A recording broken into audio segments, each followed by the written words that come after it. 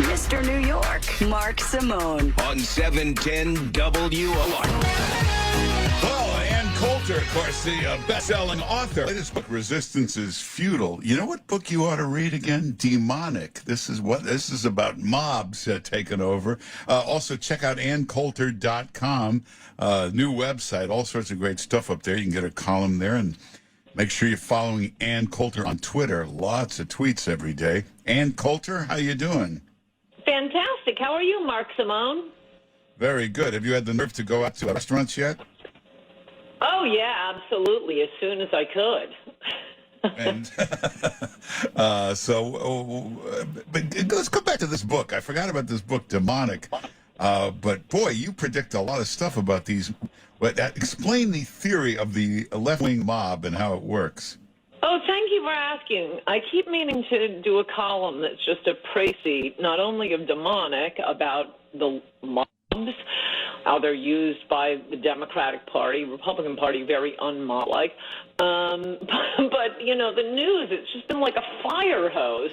So I've been waiting for, you know, I'll take a week and go to the Grand Canyon. Here's a prick, because it'll be an easy book to write since I spent a long time researching it and writing it. And it's about mob behavior and mob psychology. The father of it is Gustave Le Bon, who wrote a book. He must have lived at some point during the French Revolution. It was, I think, about 50 years after the French Revolution. And that's what it really ties to, the French Revolution, contrary to everything you've been taught in school.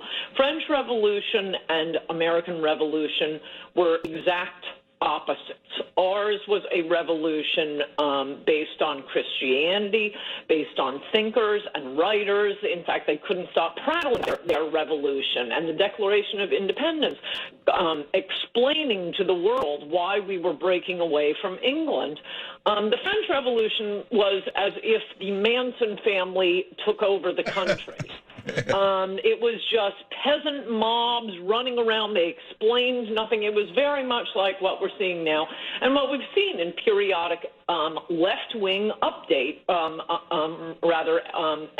outbreaks in this country. Even when the Democratic Party, I mean, their being is very mob-like, just in the psychology and how they turn their leaders into messiahs, and their opponents are just the deepest, darkest enemies. I mean, you never have, this is a small point, but you'll know what I'm talking about. You never have Republicans burning like Bill Clinton in effigy or making citizens arrests of Obama.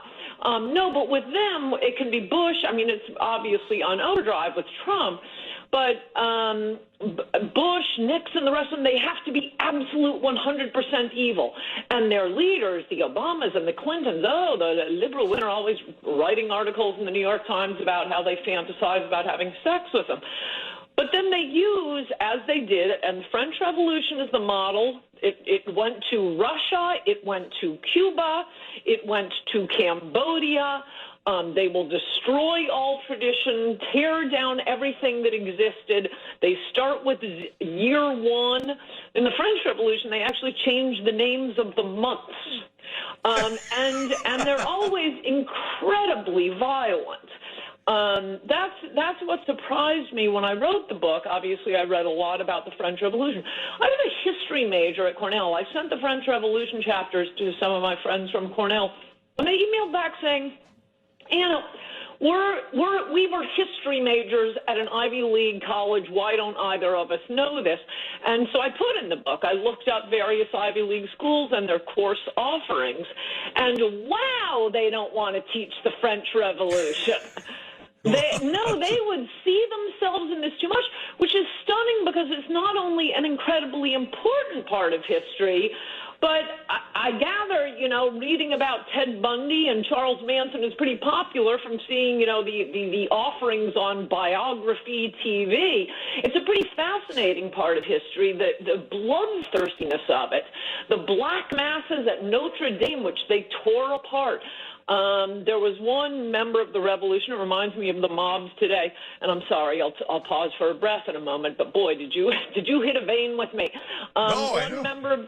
of the revolution shows up and proudly announces, opens a box with his parents' heads in it. Oh. To present to the revolutionaries. And, wasn't Robespierre impressed with that? Because they would tear down everything that was old. If you were not with the revolution, you were the enemy and would be beheaded. Yeah, but that's what I mean. Doesn't this end with guillotines and all that? This is, how do we end this? What's the best way to deal with a mob?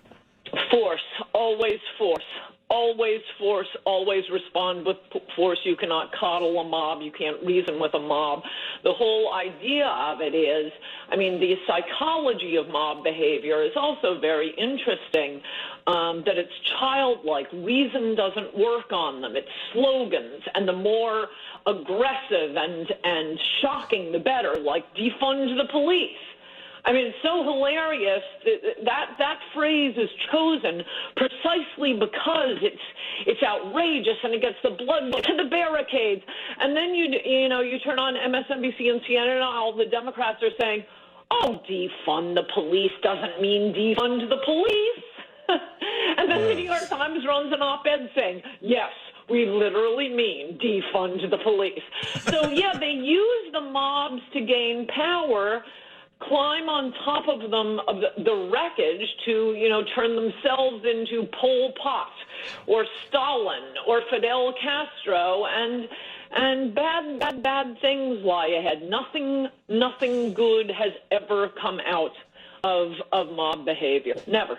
Oh, well, thanks for cheering us up. But you said force, extreme force will work. So thank God we've got Bill de Blasio in office. Stand up. Incidentally, I was just reading before I called into you my favorite article in weeks in the New York Times today. A neighborhood just outside of Minneapolis decided they would check their privilege and no longer call the police. So all the homeless people have moved in, the criminals, they're all sitting around. Well, I couldn't help myself. I started to dial 911 when two 15-year-old boys pulled a gun on me and tried to steal my car. But the guy refuses to press charges. Okay. You got to read this article. These are the dumbest white people in America. Hey, this NASCAR guy with the noose, you said in the beginning, you called this one, you said, whenever it's a noose, it's not going to turn out to be real. And it turned out it wasn't a noose. And how'd you know that? You were way ahead of me. Coincidentally, I wrote another book about that, Mugged, about racial demagoguery that goes through all sorts of, what happens when you treat black people or fellow citizens like children, patronize them, let them get away with anything. That's not good either. And that was the world we lived in, which, boy, we have returned to. In a rush. We lived in that world up until the arc of the book is how this constant patronizing of black people and excusing their crimes because of white guilt. Well, white guilt went away with the OJ verdict. White America sat back, ashen-faced. So that's an interesting book to see what happens when you overly patronize. And by the way, I go through a list of fake nooses. If a noose is ever hung by a racist, if it turns out not to be a hoax, it will be the first case in at least 30 years. Wow. Well, if you want two good books to read, because you probably read every book you have during this confinement, but get the book Demonic and get the book Mugged. Two great books by Ann Coulter. In fact, you should start pushing them again because they're relevant right now, these two books. Yes, they are. Thank you. And go to AnnCoulter.com. You can get everything there. Also, a lot of great stuff, AnnCoulter.com, a whole new website. Make sure you follow Ann Coulter on Twitter, tweeting furiously all day long. Great stuff. AnnCoulter.com. Ann Coulter, thanks for being with us. Good to talk to you, Mark Simone. Bye. All right, take care. Everybody check out the webpage. We got a lot of good stuff up there today. Why would Jimmy Kimmel right now go off the air for 3 months? Why would he leave his show? I could see you need a rest, a week off, 2 weeks off, but why would he go away for 3 months? He's going into hiding because there's all kinds of stuff coming out. You knew about that blackface video he had done years ago. Well, it turns out there's a whole bunch of them. And there's video with the N-word and a lot of terrible blackface sketches. There's a whole bunch of them coming out. Go to the webpage. Here's We will make America great again.